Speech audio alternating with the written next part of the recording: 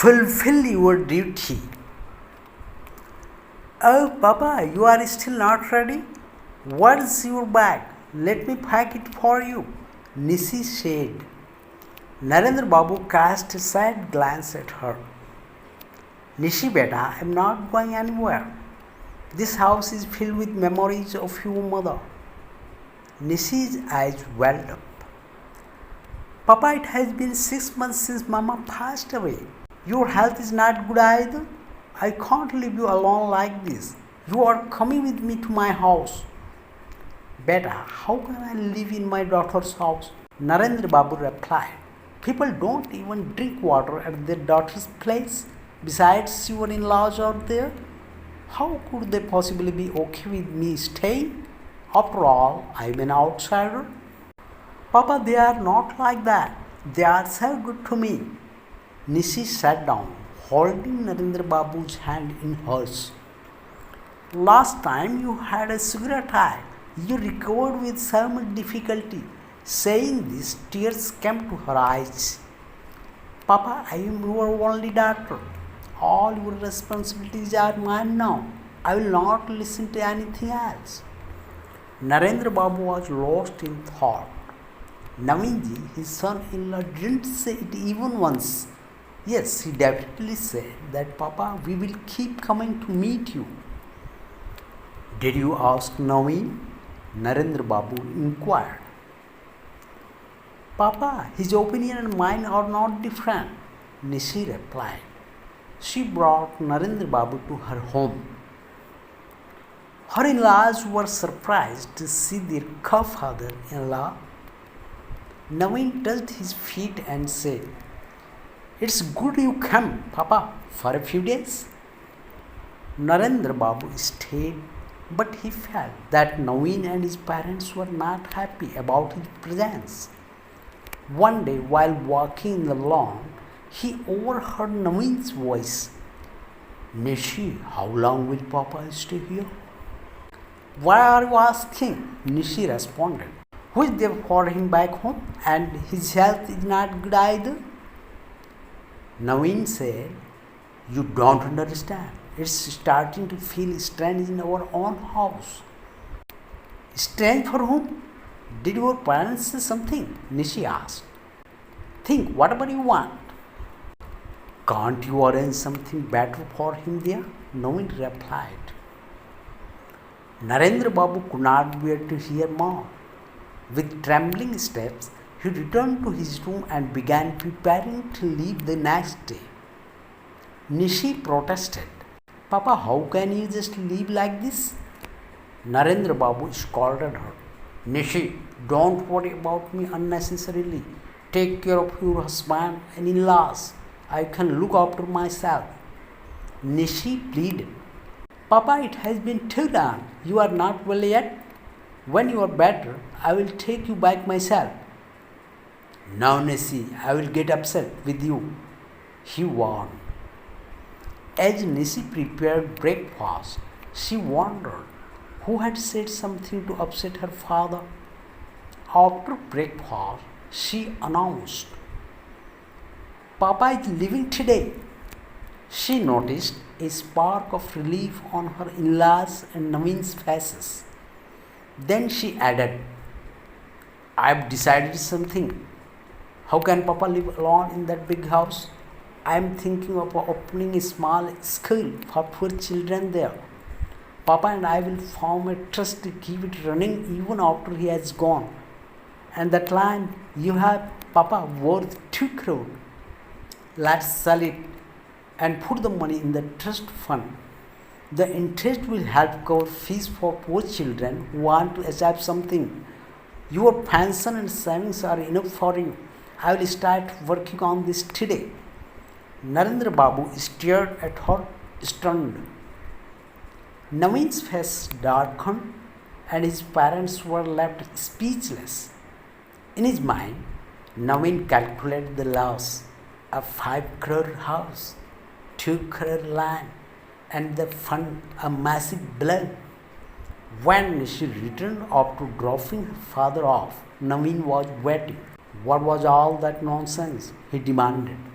Nisi smiled and said, "It's not nonsense, it's the truth.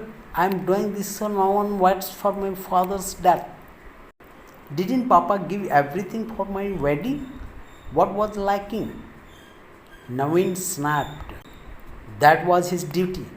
A father's duty is to provide because he made the mistake of having a daughter. I'm his only daughter, Nisi retorted. Is not it my duty to care for him, especially when he is unwell and needs support? I'm sorry, his stay here troubled everyone. I've never stopped you from fulfilling your duties. I've served your parent without fail. You can't stop me from fulfilling my duty to my father. Her voice was firm. Naveen fell silent, staring at her. So, friend, this story is the end. Here, the story revolves around Nishi, a devoted daughter, and her father Narendra Babu, who is grieving the loss of his wife and is struggling with poor health. Nishi insists he move to her marital home for care, despite his reluctance, as he feels like an outsider in his daughter's house due to societal norms and the discomfort of her in-laws and husband Naveen. Overhearing Naveen's complaints about his presence, Narendra Babu decides to leave.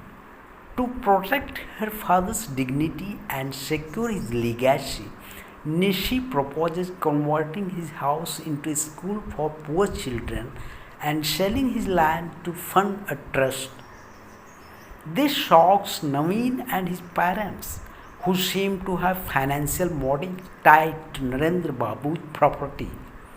The story highlights Nishi's determination to fulfill her duty as a daughter, challenging traditional expectations and standing up to her husband's dismissive attitude. Duty and responsibility. Nishi's commitment to her father's well-being contrasts with Naveen's view of duty as solely a father's obligation. Societal norms. The story critiques the stigma around parents living with their married daughter. Empowerment. Nishi's bold decision to create a trust reflects her agency and prioritization of her father's dignity over marital wealth. Characters. Nishi, a strong, dutiful daughter who prioritizes her father's care and legacy. Narendra Babu, a grieving, prideful father who feels out of place in his daughter's home. Naveen, Nishi's husband, who reveals selfish motives and traditional views or familial roles. Naveen's parents, implicitly complicit in wanting Narendra Babu to leave, likely for financial reasons. Here is a vocabulary review of keywords of the story with explanations and example sentences to clarify their meanings and uses in context. The words are selected based on their significance in the narrative and their potential to enhance understanding for us.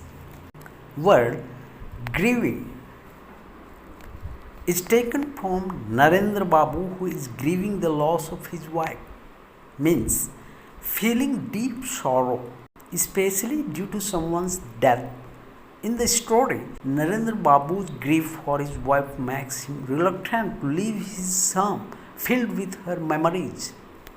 Sentence as example: she was grieving after losing her beloved pet. Sentence in this context: the grieving widow stayed close to her husband's belongings for comfort. Reluctance is taken from the line, despite his reluctance. This means unwillingness or hesitation to do something. Here, Narendra Babu's reluctance to move to Nishi's house stems from societal norms and personal pride.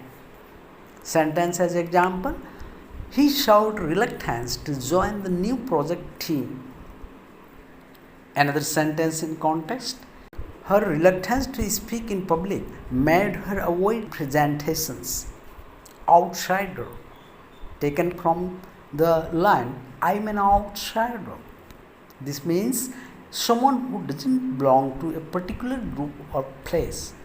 Narendra Babu feels like an outsider in his daughter's marital home due to traditional views. Sentence as example, as a new employee, he felt like an outsider at the company retreat. Another sentence in context, moving a new city, she often felt like an outsider among locals. Overheard. This word taken from the line, he overheard Naveen's voice. This means to accidentally hear something not meant for you. Here we see Narendra Babu overhears Naveen's complaints, which prompts his decision to leave. Sentence as example, she overheard her friends planning a surprise party for her. Sentences in this context, he overheard a conversation about the company's layoffs. Trembling, taken from the line with trembling steps. This means shaking due to fear, nervousness, or weakness. Here, Narendra Babu's trembling steps reflect his emotional distress and physical frailty. Sentence as example, her hands were trembling as she gave her first speech. More sentence in context, the cold made his knees trembling as he walked home. Scolded is taken from Narendra Babu scolded her. This means to reprimand or correct someone sternly. Here, Narendra Babu scolds Nisi to assert his independence and avoid being a burden. Sentence as example, the teacher scolded the student for being late again. More sentence in context, he scolded his son for not doing his homework. Spark. The word is taken from the line of his story, a spark of relief on their faces.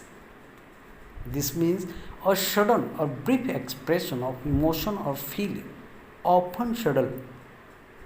The spark of relief on Naveen and his parents' faces reveals their true feelings about Narendra Babu's departure. Sentence as example, a spark of joy lit up her eyes when she saw her gift. Sentence in this context, there was a spark of excitement in the room when the results were announced. Stunned. The word is taken from the line, Narendra Babu stared at her stunned. This means shocked or surprised to the point of being unable to react. Here, Nishi's bold plan to create a trust lead Narendra Babu stunned. Sentence as example, he was stunned by the unexpected news of his promotion. Sentence in context, the audience was stunned by the magician's incredible trick. Next, the word legacy is taken from the line to protect her father's dignity and secure his legacy. This means something handed down from one generation to another, often intangible like reputation or values. Here, Nishi's plan to turn her father's house into a school ensures his legacy of kindness. Sentence as example, her grandfather's legacy was his commitment to charity. Sentence in this context, he wanted to leave a legacy of environmental conservation. Dismissive. The word is taken from Naveen's dismissive attitude. This means showing a lack of interest or respect, often ignoring something unimportant. Here, Naveen's dismissive attitude toward Nishi's duty to her father sparks her firm response. Sentence as example, his dismissive tone upset his colleagues during the meeting. Sentence in this context, she was hurt by her friend's dismissive reaction to her concerns.